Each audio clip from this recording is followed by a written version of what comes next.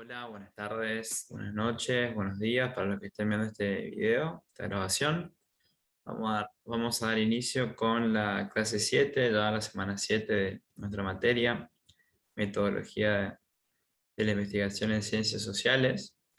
Vamos a seguir con nuestro repaso general, nuestra evolución de la historia de la ciencia. En esta ocasión ya vamos a hablar de la epistemología de las ciencias sociales. Vamos a hablar sobre el siglo XX. Y se acuerdan que nosotros al principio vimos cómo a grandes rasgos la epistemología viene a reflexionar sobre el quehacer científico, ¿no? Así que entre esta clase y la semana que viene vamos a hablar un poco de este tema y ya vamos a ir terminando las cuestiones teóricas de la materia, esta primera parte, este primer eje. Seguramente la semana que viene vamos a finalizar el tema y ya la otra le estaré dando algunas directivas para nuestra evaluación parcial y así terminar el primer cuatrimestre, que como les dije fue más que nada teórico, y dar comienzo ya con todo lo que sea la parte teórico-práctica y más práctica que otra cosa, que sería la elaboración de nuestro proyecto de trabajo de acá hasta fin de año.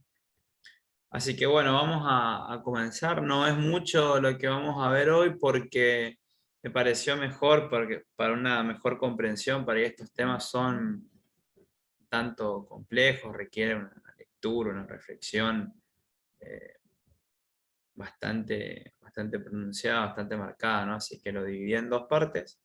Así de esa forma después tenemos tiempo de sobra para hablar bien sobre el examen parcial, hacerlo a conciencia, incluso vamos a terminar un poquito antes del primer cuatrimestre para poder tomarnos el tiempo, ¿no? Así que bueno, voy a comenzar a compartir la pantalla, mostrarles algunas cosas para hablar un poquito de epistemología. Más que nada comenzar con este cuadrito que ya lo venimos trabajando en clases anteriores, ¿no? Para ver un poco de dónde arrancamos. Aquí, desde la Revolución Científica, siglos XVI y XVII. Estos temas ya lo vimos, el empirismo, el racionalismo, la ilustración de Kant. La semana pasada vimos el positivismo y la aparición, vamos a decir, de las ciencias sociales en, en el siglo XIX. Y vamos a ver justamente estos puntos. Neopositivismo un poco y más que nada aquí se inserta ya la epistemología de las ciencias sociales. Vamos a ver a dos autores muy importantes. Uno es Karl Popper y el otro es Thomas Kuhn. Por esta clase vamos a ver a ellos dos, la que viene vamos a ver a otros dos más, los cuales son los epistemólogos más importantes, más representativos, los cuales hicieron mucha reflexión, muchas teorías sobre el quehacer científico y sobre cómo debería ser este. Así que vamos a analizarlos, eh, vamos a ver sus principales características, ¿no? Bien, fíjense, nosotros hemos visto cómo la epistemología de las ciencias sociales, esta reflexión estaba o surgió a fines del siglo XIX, justo al mismo tiempo en el cual el positivismo que vimos la semana pasada se encontraba plenamente vigente, ¿no? Ya lo vimos el positivismo de Comte. Pero en este contexto nosotros vamos a ver a dos autores, como les dije, muy importantes. Uno de ellos es este señor ya mediados del siglo XX, Karl Popper, quien va a hablar o va a tratar de reflexionar sobre el quehacer científico.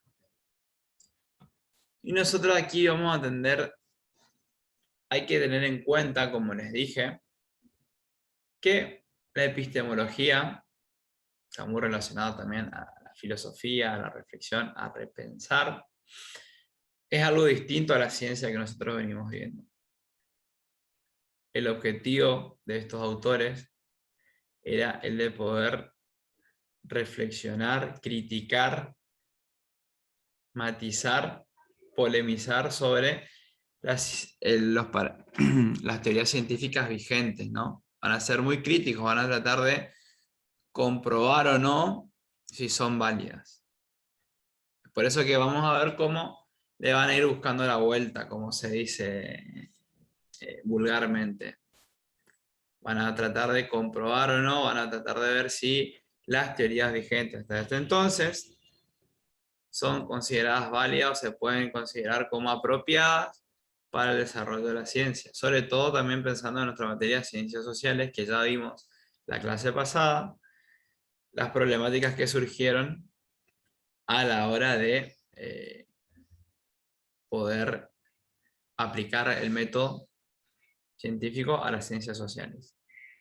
Fíjense que acá aparece un método bastante importante, tradicional, utilizado ya de bastante entonces, que es la inducción o el método inductivo. No sé si alguna vez escucharon hablar de esto, probablemente sí.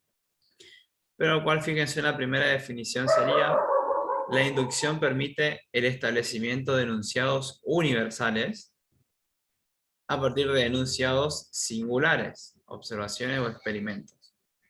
¿Qué quiere decir esto? Que el método inductivo va a tomar, por ejemplo, un caso experimental, uno singular, uno, es decir, de lo más pequeño a lo más grande, o de lo más particular a lo más general. De allí parte la inducción, y por eso dice justamente que a través de la observación de un caso en singular, de unos pocos, se pueden elaborar teorías o enunciados universales, ¿no? Como que esa observación puede ser válida para todas. Fíjense que el inductivismo, el método inductivo, por eso les pregunté si alguna vez escucharon hablar de método inductivo por un lado, deductivo por el otro. El inductivo va de lo particular a lo general, ¿no? A lo más amplio. Históricamente, este método fue adoptado por el empirismo, ¿se acuerdan que nosotros vimos en su momento? El empirismo y esta idea de la experiencia, ¿no? Y la importancia de la experiencia. Entonces, si nos apegamos a esta teoría, si tenemos en cuenta que la experiencia personal y la observación de solamente uno o dos fenómenos es suficiente para elaborar teorías universales, estamos hablando de inductivismo o método inductivo. Claramente, es una teoría más de todas las que venimos viendo, a la cual este señor Popper va a ser crítico y va a decir, como ven allí, que presenta problemas a la hora de comprobar si un enunciado es verdadero o falso. Como que no es suficiente la observación de uno, dos o unos pocos fenómenos para realizar una teoría general, ¿no? Para ir de lo particular a lo general.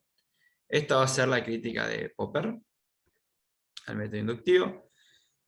Fíjense, consideraba que mediante la observación de un fenómeno particular, como venimos viendo, no se podían elaborar leyes universales, que por ahí era el objetivo último de la ciencia y del método científico. Así que él va primero a criticarlo y después va a proponer otra alternativa, que es justamente, como les vengo mencionando, la conocida como método deductivo o deducción, ¿no? Sería lo contrario al método inductivo. ¿Qué sería esto exactamente? Que no se puede partir solamente de una observación de un fenómeno, de uno solo o unos pocos, sino que, como dice allí, es necesario elaborar una idea, hipótesis o teoría, someterla a un riguroso proceso de contrastación con otras, y allí recién es posible saber afirmar si es un avance científico o no. Recién, después que una teoría, un enunciado, es contrastado con otras, ahí podemos pasar a la observación, que sería el segundo paso. Y recién allí, ay, me adelanto un poquito, recién allí podemos hablar de si un enunciado es válido o no. O sea, es mucho más riguroso el aporte o el método deductivo de Popper, sin dudas.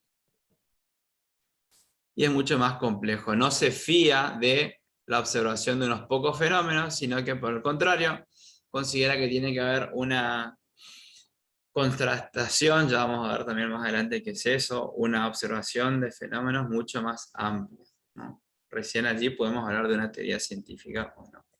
Fíjense este cuadro que también se los voy a mandar y me pareció muy interesante, como para quedar, dejar en claro algunas cuestiones, ¿no? Y ver las diferencias. Fíjense qué dice del método inductivo y del método deductivo. Acá habla de empirismo, nosotros ahora vamos a ver la teoría de Popper del falsacionismo y qué significa. Pero acá van a tener, fíjense, unas características bien definidas sobre el empirismo y el método inductivo, y sobre el falsacionismo de Popper y el método deductivo. Bien, continuamos. Una teoría muy importante, o el aporte más importante de Popper, va a ser que si partiendo de la teoría de un enunciado, ¿no? Partiendo de una teoría científica comprobada, analizada, contrastada con otras, después en un segundo momento se pasó a la observación de un fenómeno a aplicar esta teoría científica. Allí significa que la teoría ha sido verificada, como está marcada ahí en rojito, ha soportado el peso de la contrastación y bueno, esa teoría es válida. Ahora, de lo contrario, si después de el análisis teórico, la contrastación, la observación, la aplicación de esta teoría, se demuestra que da como un resultado negativo o no satisface los objetivos que se planteó, significa que es una teoría falsada, que las conclusiones son falsas. Que la teoría básicamente es falsa, no corresponde, no aplica, no cumple los objetivos necesarios que se planteó. A este proceso Popper lo llamó falsacionismo. ¿Qué sería el falsacionismo a grandes rasgos? Y acá también lo van a tener. Básicamente sería demostrar a través de la teoría y de la observación y ejecución de una teoría científica si es falsa o no, si es comprobable o no, si se ajusta o no a lo que yo quiero hacer.